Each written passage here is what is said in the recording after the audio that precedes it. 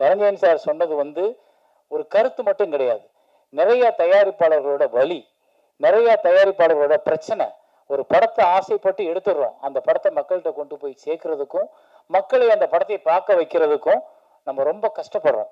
அதுல நீங்க இன்னைக்கு வந்து உட்கார்ந்து இருக்கும்போது ராஜா சார் வந்து ஜெயிக்கணும் அப்படின்னு நான் ப்ரே பண்றேன்ல, அது காரணம் என்னன்னா ஏற்கனவே வந்த நிறைய தயாரிப்பாளர்கள் ஜெயிக்கல் என்றப்போ அவங்க படுற வலியும் கஷ்டம் எனக்கு நல்லா தெரியும். நான் திருமணம்ன்ற ஒரு ப்ரொடியூசர், ஒரு புது ப்ரொடியூசர் வச்சு படம் பண்ணும்போது அந்த படம் பிரேக் ஈவன் ஆச்சு. இருந்தா கூட எனக்கு அந்த புது ப்ரொடியூசரை பயன்படுத்துறதுக்கு பயம் வருது. ஏன்னா அது அவர் உழைச்ச பணம், அவர் குடும்பம் ஒரு நம்பிக்கையோட காத்திருக்கிற பணம். அவர் ஒரு குடும்பத்துல இருந்து ஒரு பணத்தை பிடுங்கி ஏதோ ஒரு தாகத்துல நம்ம ஒரு சினிமா ப்ரொடியூசர் கொண்டாந்து போடுற பணம். ஆனா அதை இங்க ஜெயிச்சு திருப்பி மீட்டு எடுக்கிறதுக்கு அந்த தயாரிப்பாளருக்கு வழி இருக்கான்னா இல்ல. அப்ப நாங்க மனசாட்சி அடகு வச்சுட்டு ஒரு தயாரிப்பாளர் தெரிஞ்சே ஒரு குழிக்குள்ள கொண்டு போய் தள்ளுறோமா அப்படின்னா ஆமா தள்ளுறோம். அது யாரு பொழைக்கிறதுக்கு? இங்க இருக்கிற 120 டெக்னீஷியனும் பொழைச்சிட்டு போயிடுவாங்க. இவங்க யாரும் சம்பளம் வாங்க வேலை பார்க்க போறது இல்லை. டெக்னீஷியன், சவுண்ட் இன்ஜினியர்ல இருந்து ப்ரொடக்ஷன் வரைக்கும் எல்லாரும் காசை கொடுத்தா தான் வேலை. ஆனா அது எல்லாத்தையும் ஒரு ப்ரொடியூசர் திரும்ப வரும்ன்ற கனவுல கொண்டு வந்து போடும்போது எல்லாம் வாங்கிட்டு முடிச்சுட்டு நன்றி சார் நன்றி சார் போயிடும். அந்த படத்தை வச்சுட்டு ஒரு ப்ரொடியூசர் தனியா நிக்கிறாரு. இதை எங்கே கொண்டு ரிலீஸ் பண்றது? எத்தனை ஷோ கொடுப்பாங்க? எத்தனை தியேட்டர் கொடுப்பாங்க? எப்ப சொல்லுவாங்க ஷோ இதுன்னு? என்னமே தெரியாது. அப்ப இதுக்கெல்லாம் காரணம் என்னன்னா, ஒழுங்குபடுத்தப்படாத சினிமாவிற்குள் நிறைய பேர் முண்டி அடிச்சு ஓடிட்டு இருக்கோம். டெய்லி நம்ம டிராபிக்ல போற மாதிரி எல்லாரும் என்ன இவ்வளவு டிராபிக், என்ன இவ்வளவு டிராபிக் நம்ம கேட்போம் போகும்போது. ஆனா நம்மளும் அந்த டிராபிக்ல தான் ஒரு ஆளா இருக்கும். அது மாதிரிதான் சினிமா தயாரிப்பு இன்னைக்கு டிராபிக்குள்ள மாட்டிக்கிட்டவங்க மாதிரி எங்க போய் எந்த சிக்னல் என்னன்னு எப்படி திரும்பி எப்படி கொண்டு போய் மக்கள்கிட்ட சேர்ப்போம்ன்றத தெரியாத ஒரு புதிர் இருக்கும்போது இந்த புதிர் விடுவிக்கிறது ரொம்ப சிம்பிள், ரொம்ப சிம்பிள். ஒரு கட்டுப்பாடு, ஒரு ஒழுங்கு, எல்லாரும் பிழைக்கணும்ன்ற ஒரு நல்ல சிந்தனை எல்லாருக்கும் வேணும். அதை வந்து தயாரிப்பாளர்கள் ஒன்றுபடுத்த முடியலையா? தயாரிப்பாளர் சங்கம் அதை முயற்சி பண்ணணும். தயாரிப்பாளர் சங்கத்துல வந்தவனோ ப்ரொடியூசருக்கு ஒரு பணத்தை கட்டி 1 லட்சம் ரூபாய், எவ்வளவு சார்? 1 லட்சம் ரூபாய் கட்டி மெம்பர்ஷிப் போடுறோம். என்ன கேரண்டி? நான் ஏன் இந்த 1 லட்சம் ரூபாய் கட்டணும்? இந்த 1 லட்சம் ரூபாய் கட்டினதுனால எனக்கு என்ன பயன்? நான் உங்ககிட்ட எதிர்பார்க்கறது ஒண்ணுதானே, என் படத்தை நான் எடுத்துட்டேன் சார், எனக்கு நல்லபடியா தியேட்டரை ஃபிக்ஸ் பண்ணி ரிலீஸ் பண்ணி கொடுங்க சார்ன்றது மட்டும் தானே ஒரு நான் கேட்கிற கேள்வி. எனக்கு நீங்க கொடுக்குற பொங்கல் காசு தேவையில்லை, நீங்க கொடுக்குற கூட்டம் போடுற ஒவ்வொரு விஷயம் எனக்கு தேவையில்லை. எல்லாரும் கூட்டம் அட்டன் பண்ண முடியாது.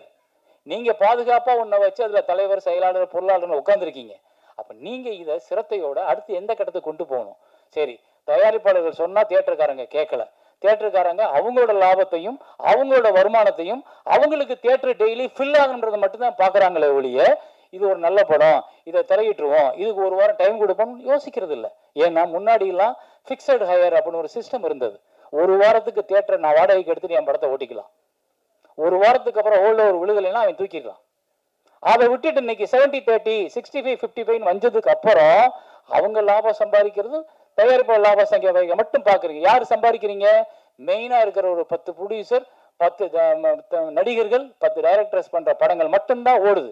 சின்ன பிள்ளை தெரியாமலே கை தட்டுது. நீங்களாம் தட்ட மாட்டீங்க, ஏன்னா நடிகர்கள் நமக்கு நாளைக்கு வேணும். அப்போ அந்த பெரிய நடிகர்கள் பட்டமே ஓடுது, அவங்களுக்கு மட்டும்தான் தியேட்டர் கிடைக்குது அப்படின்னா அப்ப சின்ன தயாரிப்பாளர்கள் என்ன பண்ணணும்? சரி, ஓடிடின்னு ஒரு பெரிய நம்பிக்கை வந்துச்சு. அந்த நம்பிக்கை என்னாச்சு?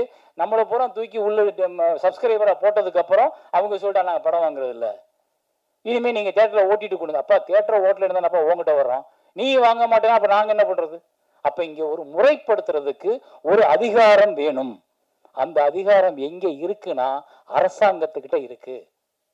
அரசாங்கம் எல்லாரும் வரி கட்டுறோம், நானும் வரி கட்டுறேன், இந்த படத்தை வேலை பார்த்தவங்க வரி கட்டியிருப்பாங்க, இந்த தயாரிப்பாளர் இவ்வளவு செலவு வரி கட்டியிருப்பாரு, இந்த வரி ஒரு அரசாங்கத்துக்கு போகுது.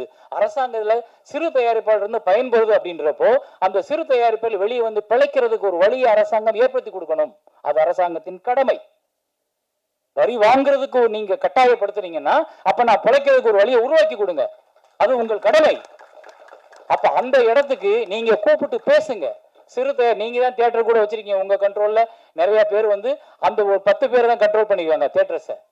அப்ப நாங்க சொன்னா அவங்க கேட்க மாட்டாங்க. அப்ப நீங்க என்ன பண்ணணும்? எம்ஜிஆர் அப்படின்னு ஒரு முதலமைச்சர் இருந்தார் முன்னாடி. அவர் நம்ம ஊர்ல வந்து டப்பிங் படங்கள் நிறைய வந்துகிட்டு இருந்துச்சு. அந்த டப்பிங் படங்கள் வரும் பொழுது தமிழ் படங்கள் காணாமல் போகிற வாய்ப்பு உருவாச்சு. எல்லாரும் வந்து ஜாக்கி சான் தமிழ் பேசுறத பார்க்க ஆரம்பிச்சோம். அப்ப எம்ஜிஆர் என்ன பண்ணாரு? கூப்பிட்டு ஒரு ஆர்டர் போட்டாரு, எந்த திரையரங்கங்களும் கண்டிப்பாக 90 நாட்கள் தமிழ் படம் போட வேண்டும். அப்படி போடலாம் லைசன்ஸ் ரத்துனர். அதுதான் இன்னைக்கு சிறு திரைப்படங்களுக்கு 3 மாசம் ஒதுக்கி கொடுங்க. அது எந்த 3 மாசம் இருந்தாலும் பரவாயில்ல. 9 மாசம் நீங்க பெரிய படங்கள் எல்லாத்தையும் போட்டுக்குங்க. 3 மாசம் சிறு தயாரிப்பாளர்களுக்காக மட்டும் தியேட்டர் ஒதுக்குங்க. அந்த நேரத்தில் பெரிய படங்கள் வரக்கூடாது. அப்படி வராம இருந்தா 700 தியேட்டர் இருக்கும்போது 100 தியேட்டர் 150 தியேட்டர் பிரச்சா கூட ஒரு வாரத்துக்கு 6 படங்கள் வெளியாகும். 3 மாசம்னா நான் ஒரு மாசம் 4024, 3 மாசம்னா 72 படம் ரிலீஸ் ஆகும். 72 ப்ரொடியூசர் வாழ்வாங்க. அப்ப இந்த திட்டத்தை யார் போடுறது? அப்ப இந்த திட்டத்துக்கு யார் முன்னாடி போய் கேட்கறது? நான் மட்டும் போய் கேட்டேன்னா நான் ஒரு அரசாங்கத்துக்கு எதிராக நான் ஆவேன். ஆனா என் கூட்டமா போய் நம்ம கேட்டோம்னா அரசாங்கத்துக்கான பிரச்சனையா அது மாறும். அப்ப அவங்க ஒரு வாரம் போட்டுக்குங்க, ஒரு தயாரிப்பாளர் ஒரு வாரத்துக்கு நீங்க கூலி கட்டுங்க, தியேட்டருக்காரங்க நஷ்டப்பட வேண்டாம், நீங்க ஒரு வாரத்துக்கு என்ன கூலியோ வாங்கிக்கிறீங்க அப்படின்னு சொல்லும் பொழுது தியேட்டருக்காரத்துக்கு நஷ்டம் இல்லை, அரசாங்கத்துக்கு நஷ்டம் இல்லை, தயாரிப்பாளர்கள் 72 படத்தை ரிலீஸ் பண்ணிட முடியும். இந்த திட்டத்தை பேசுறதுக்கு யாருக்கு தெரியாம தனஞ்சனி சாருக்கு நல்லா தெரியும் இந்த மாதிரி ஸ்கீம் நல்லா இருக்குன்னு. ஆனா யார் போய் பேசுறது? அப்ப நான் பகச்சுக்கிறோம்ன்ற பயம் எதுக்கு? நான் ஏன் ஊர்ல நான் பொழைக்கிறதுக்கு நான் வரியை கட்டிட்டு நான் உனக்காக கஷ்டப்பட்டு அரசாங்கம் நல்லா இருக்குன்னு என் வரியை பூரா கட்டிவிட்டு நான் பொழைக்கிறதுக்கு முன்னால உங்ககிட்ட கேட்கறதுக்கு நான் ஏன் யோசிக்கணும்? யோசிக்க கூடாது. நான் இங்க இதை பேசுறது கூட இது எப்பவாவது ஒரு பக்கம் அரசாங்கத்துக்கு அதுல விழுகும். அரசாங்கம் என்ன பண்ணும்? தயாரிப்பாளர் சங்கத்தை கூப்பிட்டு சேரன் படி பேசினாராமே, அது என்ன கருத்து, வாங்க உட்காந்து பேசணும் கூப்பிட்டுச்சுன்னா நான் இந்த மேடையில் இன்னைக்கு கலந்துகிட்டதுக்கு எனக்கு பிரயோஜனம் உண்டு. தேங்க்யூ.